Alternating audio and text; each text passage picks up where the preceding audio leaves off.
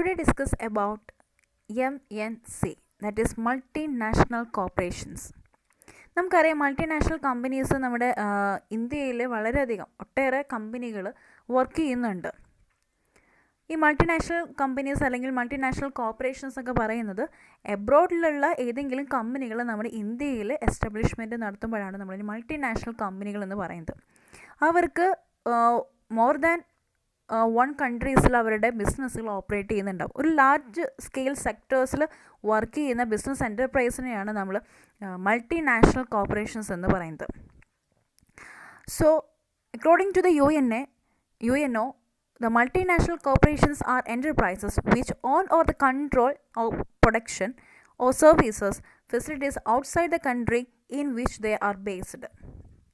അവർക്കൊരു home country ഉണ്ടായിരിക്കും, അതുപോലെ തന്നെ ഹോസ്റ്റ് കൺട്രീസ് ഉണ്ടായിരിക്കും. അവർ മോർ ദാൻ കൺട്രീസിലായിരിക്കും അവരുടെ വർക്കിംഗ് പ്രോഗ്രസ്. മാർക്കറ്റിംഗ് ആയിരിക്കാം, അല്ലെങ്കിൽ ഒരു പ്രൊഡക്ഷൻ ആയിരിക്കാം, അതിൻ്റെ ഓവറോൾ കൺട്രോൾ അവർക്ക് ഹോം കൺട്രിക്കായിരിക്കും. ലൈക്ക് നമുക്കറിയുന്ന ഫേമസ് ആയിട്ടുള്ള കുറേ മൾട്ടിനാഷണൽ കമ്പനീസ് നമുക്കുണ്ട്. ഓക്കെ, ഈ മൾട്ടിനാഷണൽ കമ്പനീസിനെ നമ്മൾ അല്ലെങ്കിൽ കോർപ്പറേഷൻസിനെ മൾട്ടിനാഷണൽ എൻ്റർപ്രൈസ് എന്നും കൂടി പറയുന്നുണ്ട്. നമുക്ക് ഇന്ത്യയിൽ പോപ്പുലർ ആയിട്ടുള്ള അല്ലെങ്കിൽ ഓപ്പറേറ്റ് ചെയ്തുകൊണ്ടിരിക്കുന്ന MNCകളൊക്കെയാണ് Coca Cola, Pepsi, McDonald, Kotak, Nestle, Whirlpool, Sony, അങ്ങനെ ഒട്ടേറെ മൾട്ടിനാഷണൽ കമ്പനീസ് നമ്മുടെ ഇന്ത്യയിൽ വർക്ക് ചെയ്യുന്നുണ്ട്. Next one is the factors responsible for the growth of MNCs. First one is innovation. എപ്പോഴും ഇന്നോവേറ്റ് ആയിട്ടുള്ള അല്ലെങ്കിൽ റിസർച്ച് ഓറിയൻറ്റഡ് ആയിട്ടായിരിക്കും അവരെപ്പോഴും പുതിയ പ്രൊഡക്റ്റോ അല്ലെങ്കിൽ സർവീസസോ ഇൻട്രൊഡ്യൂസ് ചെയ്യുന്നത്. അല്ലെങ്കിൽ അവർ പുതിയൊരു പ്രൊഡക്റ്റോ അല്ലെങ്കിൽ പുതിയ എക്സിസ്റ്റിംഗ് ആയിട്ടുള്ള ഏതെങ്കിലും പ്രൊഡക്റ്റുകൾ മോഡിഫൈ ചെയ്തെടുക്കാം. അപ്പോൾ അതുകൊണ്ട് തന്നെ അവർക്ക് ഗ്രേറ്റർ പ്രൊഡക്ഷൻ ഓപ്പർച്യൂണിറ്റീസാണ് ഈ ഒരു MNCകൾക്ക് കിട്ടുന്നത്. Next one is the market facilities. The MNCs enjoy the large number of market superiors over the domestic companies. കാരണം അവർക്ക് ഇവിടെ മാത്രമല്ല, ഹോം കൺട്രീസിൽ മാത്രമല്ല, ഹോസ്റ്റ് കൺട്രീസിലും അവർക്ക് എന്ത് വരുന്നുണ്ട്, അവരുടെ ബിസിനസ് അല്ലെങ്കിൽ മാർക്കറ്റിങ്ങിന് നല്ല ഒരു പൊസിഷനാണ് അവർക്കുള്ളത്.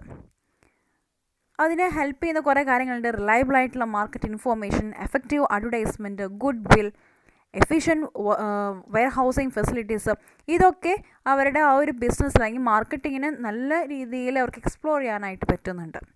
Next point is technological advantages. അവരെപ്പോഴും അത്രയും സ്പോസിഫിക്കേറ്റ് ആയിട്ടുള്ള ടെക്നോളജീസ് അല്ലെങ്കിൽ അഡ്വാൻസ്ഡ് ആയിട്ടുള്ള ടെക്നോളജീസാണ് അവരെന്ത് ചെയ്യുന്നത്, അപ്ലൈ ചെയ്യുന്നത്.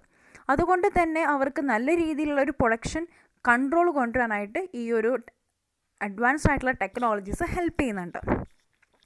അടുത്തതാണ് financial superiorities. The MNCs have the huge financial resource because ഇത്രയും റെപ്യൂട്ടഡ് ആയിട്ടുള്ള ഒരു കമ്പനി ആയിക്കൊണ്ടിരിക്കുമ്പോൾ തന്നെ അവർക്ക് പല ഫിനാൻഷ്യൽ ഇൻസ്റ്റിറ്റ്യൂഷൻസിൽ നിന്നും അവർക്ക് നല്ലൊരു സപ്പോർട്ട് കിട്ടുന്നുണ്ട്. ലൈക്ക് ഫിനാൻസ് ആയിക്കോട്ടെ. അപ്പം നല്ല രീതിയിൽ അവർക്കത് യൂട്ടിലൈസ് ചെയ്യാനും അതിനനുസരിച്ച് അവർക്ക് ഒരു ക്യാപിറ്റൽ മാർക്കറ്റ് എക്സ്പ്ലോർ ചെയ്യാനായിട്ടും ഹെൽപ്പ് ചെയ്യുന്നുണ്ട്. Last one is the expansion of market. നമ്മൾ നേരത്തെ പറഞ്ഞിരുന്നു, അതെന്താണ്, ഒരു കൺട്രിയിൽ മാത്രമല്ല, more than one countries or 2 or more കൺട്രീസിലായിരിക്കും അവരെന്തുണ്ടായിരിക്കുന്നത്, അവരുടെ ബിസിനസ് ഓപ്പറേഷൻസ് എല്ലാം മൂവ് ചെയ്തുകൊണ്ടിരിക്കുന്നത്. അതുകൊണ്ട് തന്നെ ഈ എക്സ്പാൻഷൻ ഓഫ് മാർക്കറ്റ് നമുക്കൊരു ഫാക്ടറായിട്ട് പറയാൻ പറ്റും. ഇത്രയും കാര്യങ്ങളാണ് MNCയുടെ ഗ്രോത്തിന് ഹെൽപ്പ് ചെയ്യുന്ന ഫാക്ടേഴ്സ്. ഇപ്പോൾ നമ്മളിപ്പോൾ ഇതിൻ്റെ പോസിറ്റീവ് സൈഡൊക്കെ പറഞ്ഞു. ബട്ട് നമുക്കിതിൻ്റെ ഒപ്പം തന്നെ പ്രത്യേകിച്ച് നമ്മുടെ ഇന്ത്യൻ എക്കോണമിയിൽ ഈ ഒരു MNC വന്നതോട് കൂടിയിട്ട് ഒരു ഈവൾ എഫക്റ്റ് അല്ലെങ്കിൽ ഒരു നെഗറ്റീവ് ഇമ്പാക്റ്റാണ് നമ്മുടെ ഇക്കോണമിയിൽ വന്നിട്ടുള്ളത്. കാരണം ഓൾറെഡി എക്സിസ്റ്റ് ആയിട്ടുള്ള ഇന്ത്യൻ കമ്പനീസ് ഉണ്ട്, അവർക്ക് ഒരു ചലഞ്ചിങ് ഫാക്ടർ എന്ന രീതിയിലാണ് ആര് നിലകൊള്ളുന്നത്, നമ്മുടെ MNCs. So first one is increase competition. കാരണം ഹൈ ലെവൽ അല്ലെങ്കിൽ ഹൈ ഡിഗ്രി ലെവൽ ഓഫ് കോമ്പറ്റീഷനാണ് ഇന്ത്യൻ കമ്പനികൾ MNC ആയിട്ട് ഫേസ് ചെയ്യേണ്ടി വരുന്നത്. അത് ഒരു തരത്തിൽ ഇന്ത്യൻ ഇക്കോണമിക്ക് ഒരു തിരിച്ചടിയാണ്. നമുക്ക് പറയുകയാണെങ്കിൽ ശരിയാണ്, ഒരു FDI നമുക്ക് കിട്ടുന്നത് കൊണ്ട് തന്നെ ഇന്ത്യൻ ഇക്കോണമിയുടെ ആ ഒരു GDP ലെവലിൽ തന്നെ അല്ലെങ്കിൽ FDI നമുക്ക് കിട്ടുന്നത് കൊണ്ട് അത്രയും നല്ലതാണ്, പോസിറ്റീവാണ്. But at the same time നമുക്ക് എന്താണ്, ഒരു ടൈറ്റ് കോമ്പറ്റീഷനെ ഫേസ് ചെയ്യേണ്ടി വരുന്നു. Next one is the national sovereignty. കാരണം അവരുടെ ഒരു സുപ്രീം പവർ ആയിരിക്കും ഇപ്പോൾ ചില ഫിലിമിലൊക്കെ കാണുന്നില്ലേ, ഇപ്പോൾ MNCകളൊക്കെ വരുമ്പോൾ അവരുടെ കൺട്രോളായിരിക്കും ആ ഒരു പ്രദേശത്തിന് ഉണ്ടാവുക. ഇപ്പോൾ നോർത്ത് ഇന്ത്യൻസിലൊക്കെ പല MNC കമ്പനികളുള്ളത്. അപ്പോൾ അവർക്ക് ആ ഒരു പൊളിറ്റിക്സ് ലെവലിൽ അല്ലെങ്കിൽ അവർ പറയുന്നത് എന്തായിരിക്കും, അതായത് MNCയിലുള്ള മെയിൻ ഹെഡുകൾ അവരായിരിക്കും ആ ഒരു ഏരിയനെ തന്നെ അവർ കൺട്രോൾ ചെയ്ത് പോകുന്നത്. അപ്പോൾ ഒരു മോണോപോളിസ്റ്റിക് മാർക്കറ്റായിട്ട് മാറിക്കൊണ്ടിരിക്കും, അല്ലെങ്കിൽ അവരുടെ ആയിരിക്കും ഫുൾ പവർ ഉണ്ടായിരിക്കുന്നത്. Next one is adverse effect on the domestic companies. നമ്മൾ നേരത്തെ പറഞ്ഞ ടൈറ്റ് കോമ്പറ്റീഷൻ അല്ലെങ്കിൽ ഇൻക്രീസ് കോമ്പറ്റീഷൻ. ഇന്ത്യൻ കമ്പനികൾക്ക് അല്ലെങ്കിൽ ഡൊമസ്റ്റിക് കമ്പനികൾ MNCകളായിട്ട് കോമ്പറ്റേറ്റ് ചെയ്യാൻ വരുമ്പോൾ അവർക്ക് അതിനുള്ള സ്ട്രെങ്ത് വരുന്നില്ല. അപ്പോൾ ഒരു തരത്തിൽ എന്താണ് അവരെ സംബന്ധിച്ചിടത്തോളം ഡൊമസ്റ്റിക് ഫേംസിന് ഒരു തിരിച്ചടിയും കൂടിയാണ് ഈ MNC. Next one is unfavourable balance of trade. നമുക്ക് ഇന്ത്യൻ കമ്പനീസ് MNC കമ്പനികൾ ഉണ്ടെങ്കിൽ പോലും കൂടുതൽ ബെനിഫിറ്റ് വരുന്നത് എന്തായിരിക്കും, ഫോറിൻ കൺട്രീസിനാണ്. ബിക്കോസ് ഏറ്റവും കൂടുതൽ ഫ്ലോ ഓഫ് ക്യാപിറ്റൽ ഉണ്ടാകുന്നത് നമ്മുടെ അബ്രോഡിലേക്കായിരിക്കും.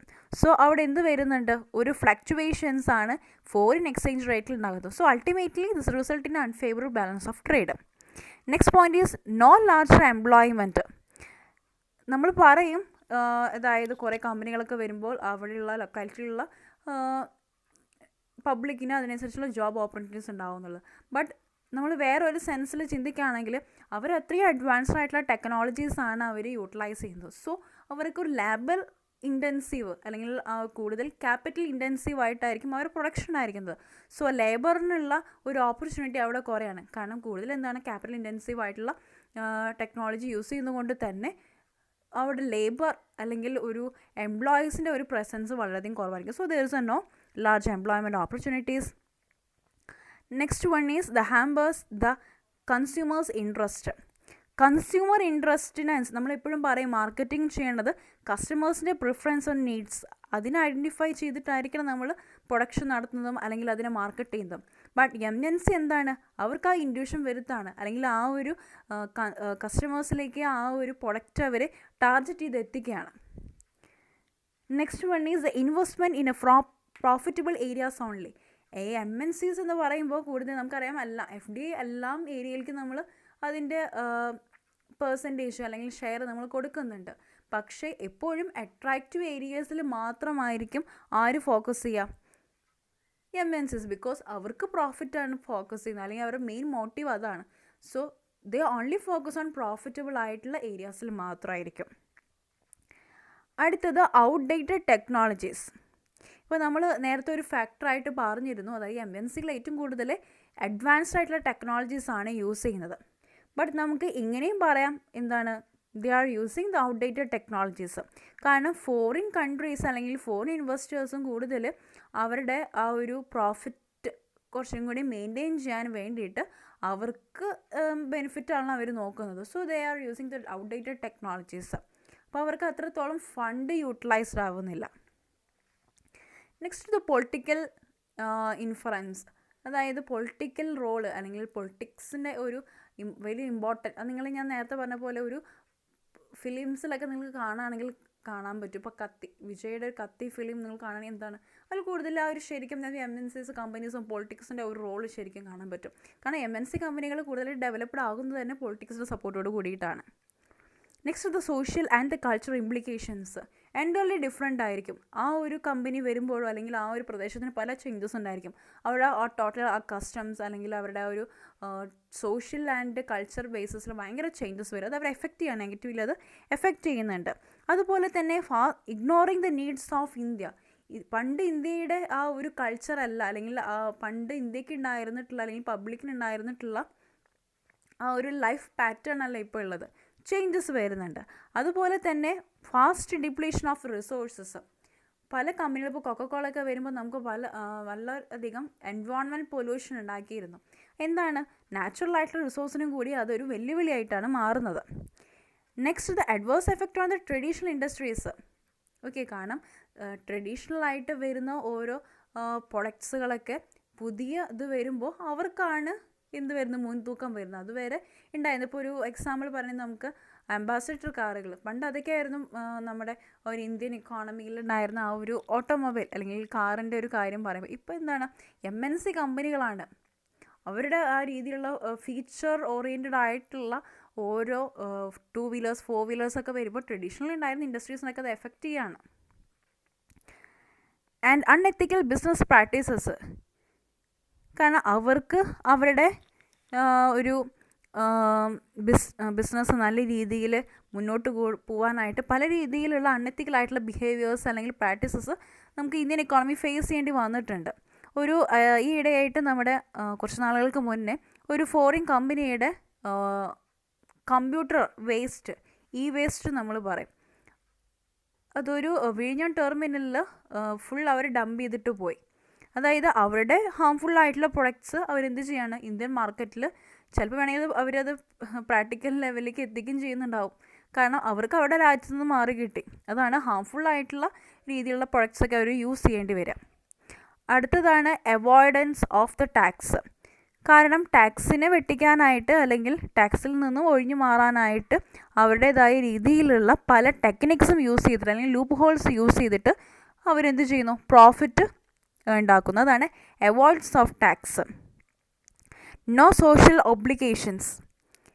ഇപ്പോൾ ഇന്ത്യക്ക് എന്താണ്, ഇന്ത്യ എപ്പോഴും നോക്കാം നമ്മുടെ രാജ്യം എന്നാണ്.